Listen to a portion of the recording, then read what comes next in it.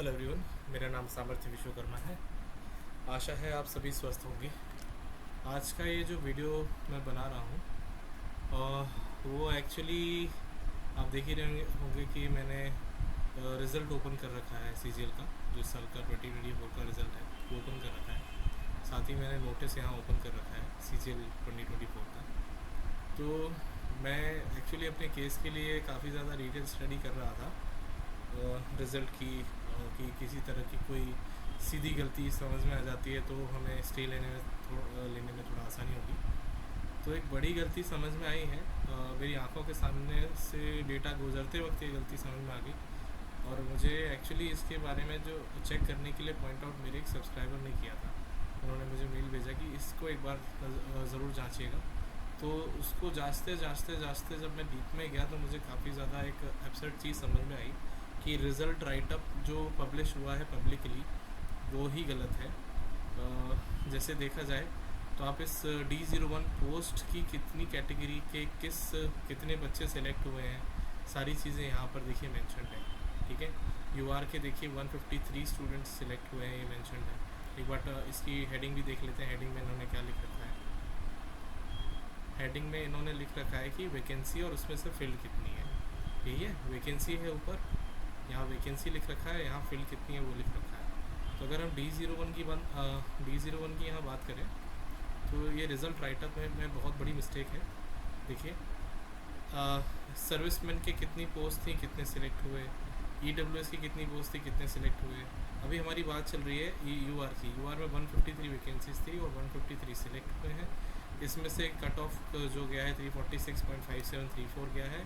और इसका जो लास्ट डेट है, जो डेट DOB है जिसका स्टूडेंट या कैंडिडेट सेलेक्ट हुआ है, वो ये दी गई है। ठीक है, चलिए अच्छी बात है। ठीक है, अब ये बताइए कि D01 की अगर देखा जाए तो एज सिलेक्शन की कितनी है। एज लिमिट पढ़ लेते हैं एक बार। तो आई थिंक D01 की जो एज लिमिट है वो जनरल के लिए आई थिंक ये वाला है category, for the post for which age limit is 18 to 27 years. तो अगर देखा जाए तो जो D01 है उसकी जो एज लिमिट दी है वो कहीं ना कहीं 27 ईयर्स ही दी होगी, कहीं ना कहीं होगा, हम देख लेंगे। तो ये मैंने देखा हुआ था कि हाँ यहाँ लिखा हुआ है, देखिए ऑडिटर की ये पोस्ट है। ये ऑडिटर की यहाँ पर पोस्ट लिखी हुई है, ये ऑडिटर की पोस्ट है। और यहाँ पर 18 से 27 तक की एज ही एलिजिबल के स्टूडेंट ही एलिजिबल है। तो यहाँ पर देखिए एक कैंडिडेट के बारे में बताता हूँ। ये देखिए, मैं थोड़ा सा ऐसे मैग्नीफाई करने की कोशिश, मतलब जूम इन करने की कोशिश कर रहा हूँ। संजय चौधरी 8201049531, संजय चौधरी इनका नाम है। इनका जो सिलेक्शन ये इन्होंने क्वालिफाई किया था। हालांकि मेन मुद्दा तो मेरा ये है कि ये फाइनल रिजल्ट है। सॉरी, मैंने वो प्री का रिजल्ट ओपन कर लिया था। प्री का रिज़ल्ट जो दिया हुआ है इन्होंने, SSC ने, इन्होंने डेट ऑफ बर्थ छुपा रखी है। देखिए, तो मतलब यहाँ पर एक कॉलम होना चाहिए था डेट ऑफ बर्थ का, जिससे हम वेरीफाई कर सकें कि सिलेक्शन सही तरीके से हुआ है या नहीं हुआ है। इन्होंने जो फाइनल रिज़ल्ट है उसमें डेट ऑफ बर्थ छुपा रखी है, इसलिए बच्चे इस तरह की कई सारी मिस्टेक, हालांकि ये तो मुझे रिपोर्ट हो गई, मैंने से ऑल अराउंड चेक कर लिया तो मुझे ये सारी गलतियाँ पता चली। नहीं तो इस रिज़ल्ट में तो काफ़ी इस तरह की गलतियाँ हो सकती हैं जिसमें आउट ऑफ एज बच्चे सिलेक्ट हुए होंगे। संजय चौधरी जो हैं उनका जो सिलेक्शन यहाँ पर हुआ है, देखिए UR कैटेगरी में हुआ है। 9 यहाँ पर लिखा हुआ है, मैं एक बार मार्क कर देता हूँ। देखिए यही है, सुनीता देवी इनकी माता जी का नाम है, राजेंद्र सिंह इनका नाम है। देखिए, और D01 पर इनका सिलेक्शन हुआ है। ये इनकी कैटेगरी है और ये इनकी सिलेक्शन की कैटेगरी है और ये इनका रैंक है। अब बताइए, इनका जो जिस रैंक पर सिलेक्शन हुआ है, ठीक है ना, इनकी वर्टिकल कैटेगरी यहाँ पर लिखी हुई है, हमारी वर्टिकल कैटेगरीज है। अगर देखा जाए तो इसके अलावा भी कुछ चीज़ें होती हैं, जैसे कि हॉरिजॉन्टल कैटेगरीज होती हैं। कैटेगरी जैसे ये 3 लिखा हुआ है यहाँ पर, आप इसको अगर मार्क करते हैं, ये 3 यहाँ लिखा हुआ है, एक हॉरिजॉन्टल कैटेगरी है। तो किसी न किसी मतलब यहाँ पर कोई हॉरिजॉन्टल कैटेगरी मेंशन नहीं है। यहाँ अगर देखा जाए तो सीधा सीधा देखा जाए तो ये जो कैंडिडेट हैं ये जनरल से सिलेक्टेड है और यहाँ पर इनकी date of birth final result में मेंशन नहीं है। अगर इनके रोल नंबर के हिसाब से इनका जो डिटेल है, अगर हम प्री में चेक करें, प्री के जो लिस्ट है उसमें चेक करें, तो इनकी डेट ऑफ बर्थ मेंशनड है 1994। और अगर देखा जाए तो 1994 के हिसाब से ये पूरी तरह से अगर देखा जाए तो एज कैटेगरी से बाहर हो जाते हैं। D01 की जो एज कैटेगरी है वो 27 साल तक के लिए है, और यहाँ पर ये देखिए इनका सिलेक्शन हो रखा है, और इनकी ये पूरी तरह से इस कैटेगरी से बाहर हो जाते हैं। ठीक है, इनका देखिए सर यहाँ पर 9 कैटेगरी दी हुई है, 1994 इनका डेट ऑफ बर्थ दिया हुआ है। तो देखा जाए तो इनका जो सिलेक्शन हुआ है वो पूरी तरह से गलत है, या फिर यहाँ एक्चुअली यहाँ पर ऐसी कोई इन्फॉर्मेशन नहीं मैं ढूंढ पा रहा हूँ इस पूरे रो में कि इनका अगर सिलेक्शन किसी भी कंडीशन में किया गया है तो यहाँ पर मेंशनड ही नहीं है। देखिए इनके फादर का नाम मेंशनड है, ठीक है, इनकी मदर का नाम मेंशनड है, इनकी सिलेक्शन डिटेल्स है तो इनकी जो कैटेगरी है वो जनरल बताई गई है, इनका जो डिपार्टमेंट है वो बताया गया है, इनका सिलेक्टेड किस कैटेगरी के हिसाब से हुआ है वो बताया गया है। लेकिन यहाँ पर अगर देखा जाए तो इनका सिलेक्शन तो पूरी तरह से इनवैलिड है, क्योंकि इनकी एज तो पार हो चुकी है, और इनके सिलेक्शन का किसी भी तरह से कोई एक्सप्लेनेशन ये जो राइट अप हमारा है इसमें नहीं दिया गया है। तो अब मुझे कोई ये समझाए, कोई क्यों समझाए, एसएससी यही समझाए कि इनका सिलेक्शन हुआ कैसे। और इस तरह के मेरे पास 2 नाम और हैं, लेकिन मैं पहले ये जानना चाहता हूँ कि इनका सिलेक्शन एसएससी ने यही एक, चाहे 2 नाम हो, 30 नाम हो या 25 नाम हो, उससे फ़र्क नहीं पड़ता, मैंने ये कैंडिडेट अगर इनके रोल नंबर के बारे में बात की है तो मुझे ये जानना है एसएससी से कि इनका सिलेक्शन हुआ कैसे, किस बेसिस पर उनका सिलेक्शन किया गया है, और किसी भी बेसिस पर अगर इनका सिलेक्शन हुआ है तो हमारा जो रिज़ल्ट राइट अप है उसमें मेंशन क्यों नहीं है। क्योंकि मैंने रिज़ल्ट राइट अप को पूरी तरह से पढ़ा है, और बिल्कुल भी मुझे एक भी जगह पर कहीं भी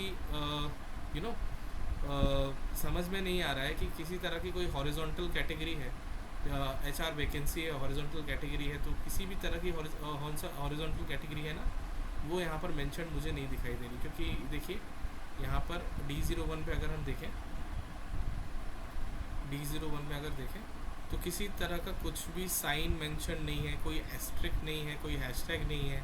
ठीक है, यहाँ पर देखिए इसकी मैं बात कर नहीं रहा हूँ क्योंकि ESM कैटेगरी की है। इस रो में इस तरह की कोई डिटेल की इनका सिलेक्शन इस राइटअप के हिसाब से हो सकता है ये मेंशन नहीं है। और भले इनके मार्क्स कितने हो, इनके मार्क्स कितने हो, रैंक कितनी भी हो, लेकिन अगर देखा जाए तो इनकी एज तो ओवर एज है और इनका सिलेक्शन यहाँ पर फाइनल लिस्ट में हो रखा है। तो आप ही देखिए, और मैं तो ये बोलता हूँ कि अगर एसएससी इनके सिलेक्शन को एक्सप्लेन नहीं कर पाती है तो मेरी तो डिमांड यही रहेगी कि पूरा रिजल्ट यहाँ पर इस एक कैंडिडेट के सिलेक्शन के, अगर ये इसके सिलेक्शन इनवैलिड हो जाता है किसी भी तरीके से, तो इस एक सिलेक्शन के बेसिस पे, क्योंकि ये रॉन्ग सिलेक्शन हुआ है, तो पूरे रिजल्ट पर स्टे लगाया जा सकता है। बात एक की हो या 100 की हो, राइट टू इक्वालिटी सब पर इक्वल फिट बैठती है। तो मैं तो यही चाहूँगा कि अगर इसका कोई राइटियस एक्सप्लेनेशन मुझे नहीं मिलता है कि इनका सिलेक्शन किस बेसिस पर हुआ है, तो ये पूरा रिज़ल्ट ही कैंसिल आउट हो जाता है, एक नए रिज़ल्ट की यहाँ पर ज़रूरत पड़ जाती है। आई होप आप सभी को मेरा पॉइंट समझ में आया होगा। मेरा पॉइंट ये है कि अगर इनका सिलेक्शन किसी भी तरह की हॉरिजॉन्टल कैटेगरी में किया गया है तो ये राइटअप पे मेंशन नहीं है, और ये पब्लिक डॉक्यूमेंट है। इसमें इतने बड़े डॉक्यूमेंट में इस पूरे डॉक्यूमेंट राइटअप का पूरा रिवीजन ड्यू हो जाता है अगर किसी भी तरह की कोई भी वैकेंसी यहाँ पर फिल की गई है और उसे राइटअप पर मेंशन नहीं किया गया है। अगर देखा जाए तो मैं इसे एक बैकडोर एंट्री की तरह से देख सकता हूँ। क्यों? 2 चीज़ें हैं। पहली चीज़ तो अगर इनका किसी भी हॉरिजॉन्टल कैटेगरी या किसी भी प्रोविज़न या किसी भी कंडीशन के तहत इनका सिलेक्शन हो रहा है तो उसे यहाँ राइटअप पे मेंशन करना चाहिए था। पूरे राइटअप में कहीं भी इनके सिलेक्शन का जो बेसिस है वो मेंशन नहीं है। इनकी एज ज़्यादा है, जो पोस्ट पे सिलेक्ट हुए हैं उसकी कंडीशन के हिसाब से इनकी एज काफ़ी ज़्यादा है। दूसरी चीज़ ये कि आपने जो रिज़ल्ट हमें प्रोवाइड किया है, मैंने तो एक गलती ढूंढी है, इसके अलावा और भी इस तरह की गलती हो सकती है। हमें वेरीफाई करने का एक भी मौका ना देते हुए यहाँ पर डेट ऑफ बर्थ को यहाँ प्रिंट नहीं किया गया।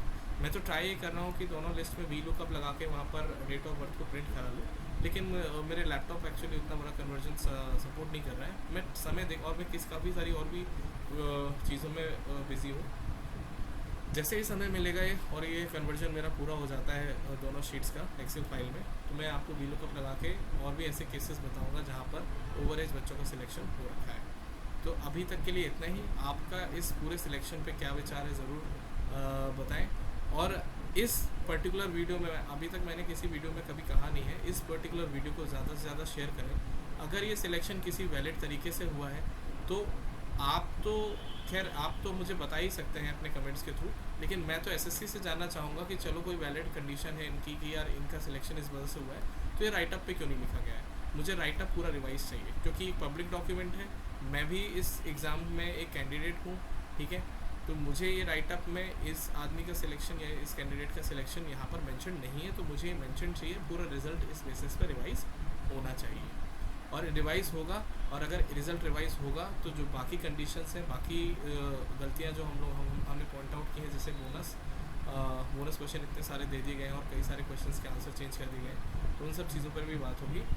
लेकिन मुझे इस चीज़ का जवाब अभी तक नहीं मिला है, और एसएससी से जवाब चाहिए, तो कोर्ट में जाकर मैं ये इस पर भी बात करने वाला हूँ कि राइटअप में इनके सिलेक्शन के बारे में कोई भी प्रोविज़न, किसी भी तरह का कोई एक्ट है वो राइटअप में मेंशन नहीं है। राइटअप में मेंशन किए बगैर इनका सिलेक्शन हुआ है, और ये जो भी हमारी प्रोसीजर स्टैब्लिश बाय लॉ है उसका एक मतलब जो भी इनके रूल्स एंड रेगुलेशंस हैं जिसको फॉलो करके एसएससी अपना पूरा एग्ज़ाम करवाता है, ये पूरा ही गलत इस्टेब्लिश हो जाता है। तो जो भी एडवोकेट्स हैं ये देख रहे हैं वीडियो, प्लीज़ इस वीडियो को पिकअप करें और अपने केस में अप्लाई करें। थैंक यू, आज के लिए इतना ही।